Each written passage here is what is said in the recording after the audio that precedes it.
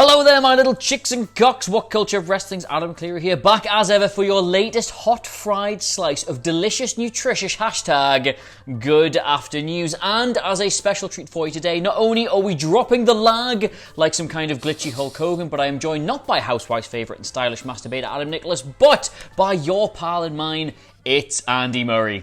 And if there's anyone who knows about dropping the lag, it's people from WhatCulture.com. Anyway, this afternoon I'm going to tell you the real reason that WWE dropped the hair versus hair stipulation for Mandy Rose versus Sonya Deville. It's because I already lost it. And also going to tell you all about Thunderdome and how WWE see that with regards to their direction. I'll also be telling you about how Thunder Rosa came to appear on AEW. But first, Karrion Kross has picked up potentially quite a serious injury in his NXT TakeOver Championship match against Keith Lee. Now, the background of this, of course, he has come into the promotion on the crest of a wave. You'll remember the reports before he joined the company. Triple H had promised him the sun, the moon, the stars, all of it, and the push, the likes of which we had never seen before. That has borne fruit. He came in, he squashed Tommaso Ciampa, he beat 5 other absolute nobodies whose names I cannot recall. Dominic, and then he finally got his hands on Keith Lee, and no sooner is he in the company, he is now NXT champion. Now, this was, of course, very bittersweet because there were reports emerging out of that match and indeed out of the show that he picked up quite a serious shoulder injury. Now, initially, everyone's minds went, Finn Balor, SummerSlam, Universal Champion, has to hand the thing back over. His career never quite recovers from it. But there is an update today which says things might not be quite as bad as all that. Now, I deliberately have my laptop sitting on my knee because I had 3 goes at saying this guy's name without looking at it before I did it, and I got it wrong every single time. So ESPN's Mark Riamondi, boom, out of here. He has spoken to Karrion Kross, and Karrion Kross has given his own update on the story. Andy Murray, I hope you're ready for the most goth thing you have ever heard in your life. Kross's words were, I will get a professional, educated opinion on the severity of it, but it's definitely separated. I won't beat around the bush on that. I have mixed emotions right now. I think from a natural place, I'm always very motivated. I am a solution-based thinker rather than a pity-based thinker, but when asked to describe how that injury felt when it occurred, he said, it felt like a choir of demons screaming in my shoulder in unison. Now, I'm well aware that they have just dropped the trailer for the Batman film, which is probably the most My Chemical Romance thing I've ever seen in my life. However, Karrion Kross giving that for an injury update, that takes the really bleak black cake, doesn't it, Andy? Yeah, I think it's very appropriate that Karrion Kross would answer just a pretty, standard question on his injury status with something that sounds like track 3 on a death metal album from 1992. Although, in all seriousness, it's good to know that he's probably not going to be crocked for a long time. How more catastrophically could someone be injured than picking up something long-term on the night they have the biggest win of their career? Like you said, it was horrible for Finn Balor. Kross hopefully isn't going to suffer that same fate, but we'll probably learn more later today when the results of that MRI hit the internet, as they most certainly will. Speaking of things hitting the internet, I've got the real reason that WWE decided not to go with the hair versus hair stipulation for Mandy Rose versus Sonya Deville. That was, of course, changed to a loser leaves WWE match because those stipulations always stick, with Sonya losing to Mandy at SummerSlam 2020.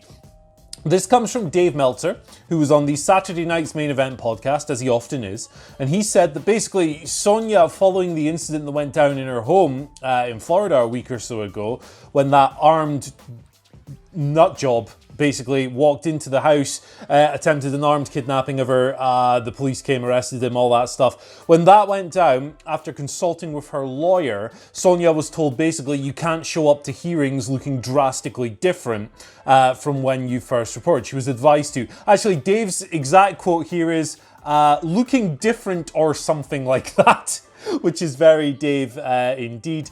But after that point, WWE had no real choice but to pivot. Now, the podcast hosts did ask if this was maybe a sign that WWE were going, hey, Sonya, take some time off. Meltzer didn't have any information on that, although it does stand to reason that that could contribute as well. But there you go. That's the real reason that all of this went down, that the changes occurred. And yeah, like we said this morning, we can only hope that whatever Sonya does, whatever time off she ends up taking here, helps with what must have been a horrible situation the other week. That's genuinely, I was sat here all braced and prepared for you to say the real reason that they changed that stipulation to loser leaves WWE, because absolutely fair enough, Sonya Deville deserved some time off after all of that. So to hear it's got to do with some kind of court sketch artist not being bothered to draw two separate images of the same woman, it's absolutely shocking.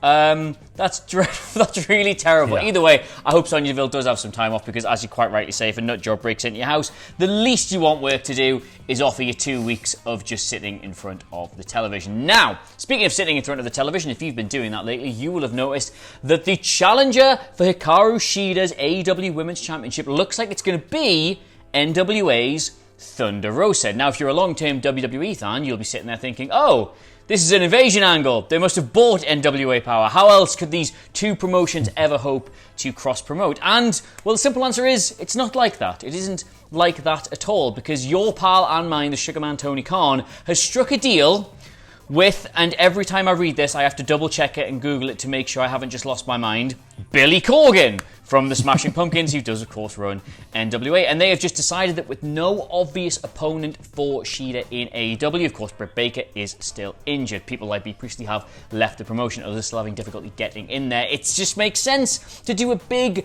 cross-promotional event. The deal they've struck will allow Thunder Rosa to be involved in the build-up and All Out itself, while still retaining her NWA Women's Championship, and I have to say, featuring it very prominently in that promo she cut, and no doubt prominently as part of the match. Now, the match, of course, will not be for that belt, it will be for Shida's AEW Women's Championship, so they haven't gone full balls out belt for belt just yet, although I suppose it could happen. But either way, for fans of both promotions, this is a very exciting match, and something that should, hopefully, get a bit of cross-audience, which is what you always want. Yeah, absolutely. There's already a bit of NWA flavour in AEW at the moment. Eddie Kingston, of course, was on NWA Power before signing with AEW. Ricky Starks is another one. Nick Aldis, the NWA World's Heavyweight Champion, wrestled Cody at All In. That's the one I'm looking for. 2 years ago. The Rock and Roll Express were on Dynamite the other week. So, all for seeing things like this. Thunder Rosa is a kick-ass wrestler as well. She can do a really good job against Hikaru Shida. Looking forward to seeing the match. Looking forward to seeing the build. The women's division over there is coming for a fair bit of criticism, most of it fair. And somebody like this coming in, even if it's just a one-off, can only help things, I think. Let's go from Thunder Rosa to the Thunderdome. That was a thing that actually worked for a change, and then I ruined it. Oh, very good, very good. Link of the week. Monday afternoon, we've got Link of the Week. Here we go, brother. We're going to talk the Thunderdome. So WrestleVotes came through with a report over the weekend talking about the Thunderdome, talking about how WWE see it. And how do they see it, you might ask? Well, here's the tweets. Heard that throughout the weekend, WWE has things planned that are different and pretty cool. They are treating this Thunderdome as a restart of sorts. Expect a return or two, along with some new storyline ideas. So we've already seen the big return. It was Roman Bloody Reigns last night at SummerSlam. Hell of a return it was as well. Although it's an interesting quote, this is an interesting report, because I think, aside from the obvious visual differences, SmackDown didn't feel all that different from your usual episode of SmackDown. It played out in a very similar fashion, but SummerSlam, of course, had the Roman Reigns return, and it had a bunch of good matches and so forth. Perhaps because Thunderdome was only implemented at first for those two shows, maybe it'll take a while before these pretty cool changes come into play. But who knows? We're getting Keith Lee on tonight's Raw. That'll be interesting. Raw Underground's going to happen. Okay, maybe Retribution will throw an egg off someone's car windshield or something equally rebellious. Who knows? Either way, it makes sense for them to do a fresh start now that the aesthetics are completely different. Looking forward to seeing how they tweak it along the way. Yeah, I've got nothing to really add to that other than the way I see the Thunderdome is like this.